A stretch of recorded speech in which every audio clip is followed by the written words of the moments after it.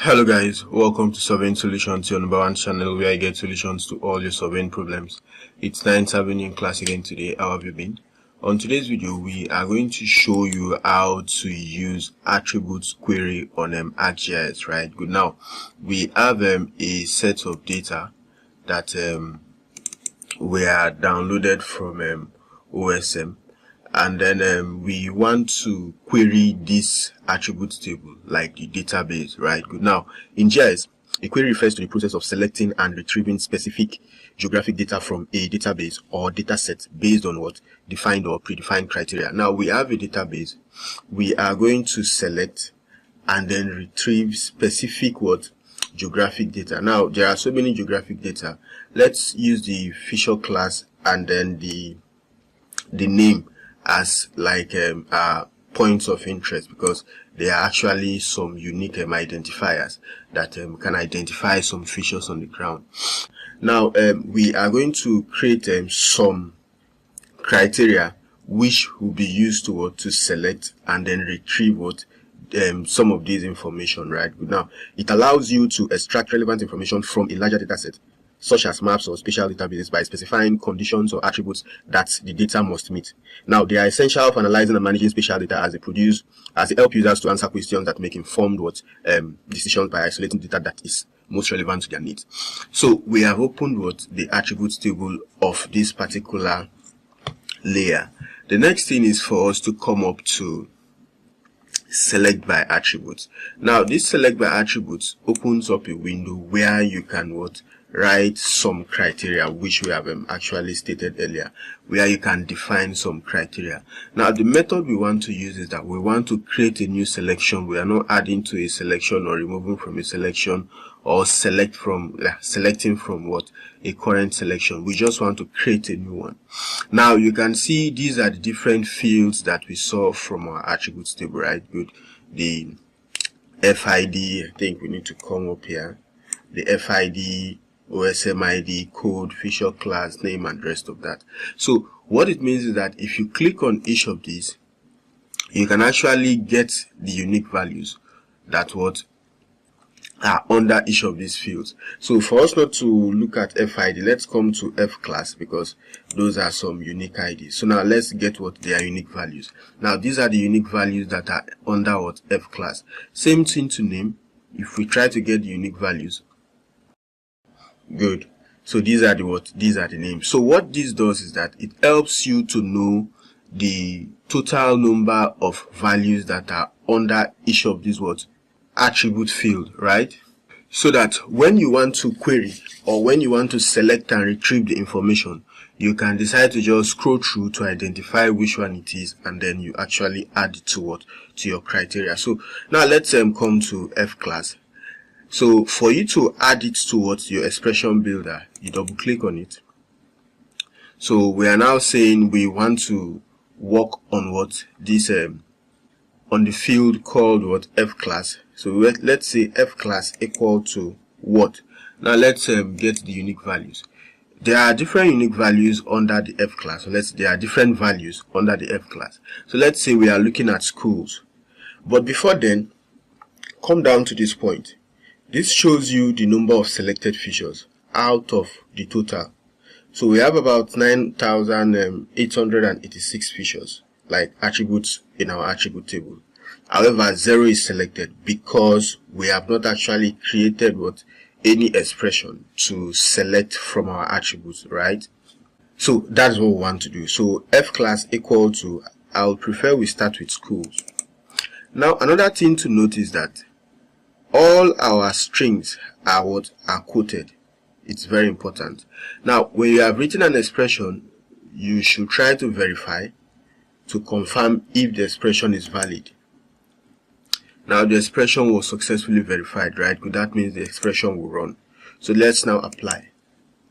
You now see that the number of schools have been selected, right? So if you look closely, for every line, you see school as the feature under the F class. So we can decide to toggle to show selected features only, and we are going to see the number of schools that are selected, right? Good. alone without seeing. That's why they said isolating the data that is most relevant to your needs. So with this now, you can also see from the canvas, the visualization has changed. The selected features are having a shade of blue like the way it is here selected. So you can still come back to what showing all the records. Now with this, you can have a screenshot attached to what, to your report, or maybe to your project, or to your notes, or whatever, to show that you have created an expression that selected what, all the schools in your database. So we are going to, let's say, clear the selection. Let's now select by attributes again. Now we want to select schools and, okay, let me come back to F class again.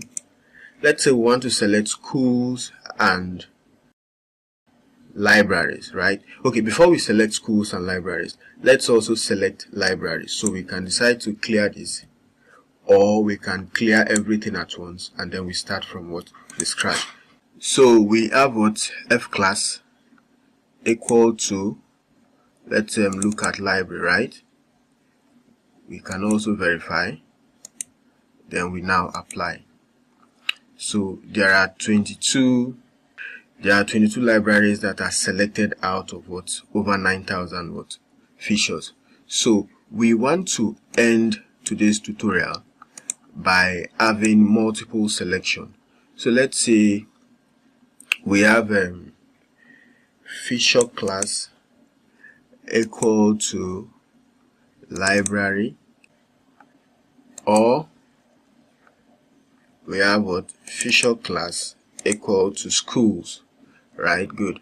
Most times I prefer clicking them out of what, the unique values, so that we don't have syntax errors. But if you are very okay by typing them out, then it's equally good. So we are trying to select what, let's clear these current selections. We have 0 out of what, over 9,000. So we are trying to select what, from our F class, the features that are schools and that are libraries, right? So now let's verify. Verified. Let's apply. So let's see, we have schools, we have libraries, we have schools, and then I think I saw one library somewhere around here. Good. So we have libraries. Good. So this actually shows what, a selection of the libraries and the schools that are what, under the F class in our attribute table, right? Good. When you realize that you have an expression which is actually unique to your type of data set or maybe your project, you can decide to save that expression and share it with someone else who can actually load it what, under what, ArcGIS, or let's say load it on this window, select by attributes. So for demonstration purpose, let's actually save this particular expression that we have written. So we click on save. Good. So we navigate to the folder we want. So let's say multiple, let's say, let's call it multiple expression. Right, good. Let's call that multiple expression, and then the type is actually what, expressions. So that, let's save that. Good. So we have saved that expression, right? If we decide to clear this our expression and say we want to load, we can actually load that expression back. So now let's click on load here.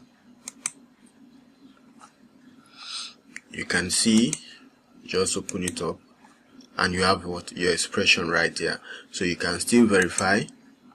Okay, let's cancel, clear all the selections, show all. Okay, I think it went off. Verify it's okay, and then we apply. So we now have our selection back. So remember, you can actually save what, your expressions, if you know that they are very, maybe you will need them later, maybe if you also want to share it with someone, and you can also what, load the expressions, right? Good. So we've actually shown you, or let's say we've introduced you to how to select by attributes, or basically how to query a database using what, ArcGIS, right? Good. So the steps are very simple and very easy. Get your database open up the attribute table, select by attribute, define your criteria, verify, apply, and then you are good to go. So if you have any issues like this and then you want us to help you, you can always reach out to us via any of the contact details that you can see on your screen, and we'll get back to you as soon as possible. So until we see you on the next video, ensure you keep staying safe and have a very good time. Bye.